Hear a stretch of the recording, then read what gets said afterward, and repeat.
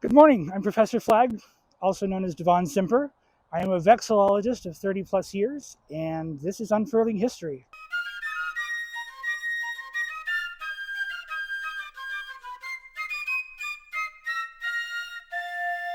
What are we unfurling? Flags. Flags are extremely important as they represent a group of individuals, and the study of these flags and symbols is called vexillology.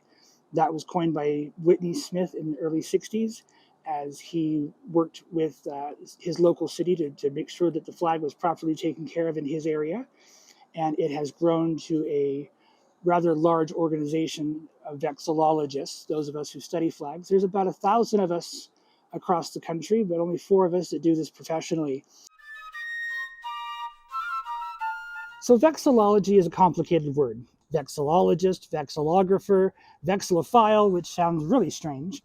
But let's figure out what that actually means. We're going to start with the word vexi, which is V-E-X-I, and that is Latin for the word banner or flag. It also goes to the word velum, which means flying banner, and that is the root word for vexillology. And then ology, obviously, the study of. So it's literally the study of banners. Vexillology is actually a rather new term. It came early 60s, and before that, there really wasn't a solid term. It actually went under heraldry. Coats of arms and family crests and all the really exciting artwork that goes on to represent your families also incorporated into flags. In the medieval times, when they would do the large competitions of jousting and the knights fighting for glory in battle, most people couldn't read. That was only reserved for royalty or clergy, and they couldn't have big old signs on the horse that said Sir Lancelot or Sir Galahad, so they would look for the shield. And the shields would say they're unique to the individual, and so not only would you have it on the shield of the knight, you'd have it on what they call the tabard. The horse would even be draped with the colors and symbols that are on that shield. And then there would be flags and pennants all featuring the symbols that are on that shield so that people know whose camp was which, who to root for. As far as kingdoms go, each kingdom would have their own flag, and you'd kind of want to know if you're wanted in that location. You want to avoid that location. It's like a big old road sign that says, I'm over here. Flags became extremely important, especially throughout the Middle Ages. I tend to focus, and where this series will be focused, is on the history of the US flag, and not only just the flags, but the hardware involved, the traditions, the rules, the regulations, and all those little nuances that go with our flag that make our flag so awesome.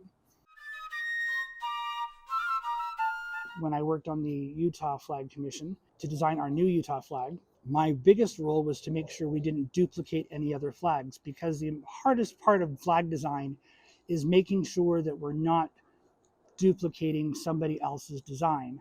Or if you're going to have similarities, at least make sure that they're related.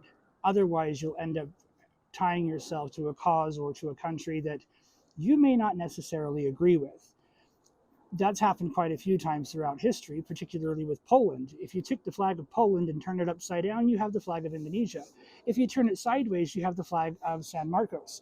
If you turn it 45 degrees, you have the dive flag. So these designs that may or may not have the thought involved tend to get a little crazy. So that's what a vexillologist really does, is the consulting aspect of flag design.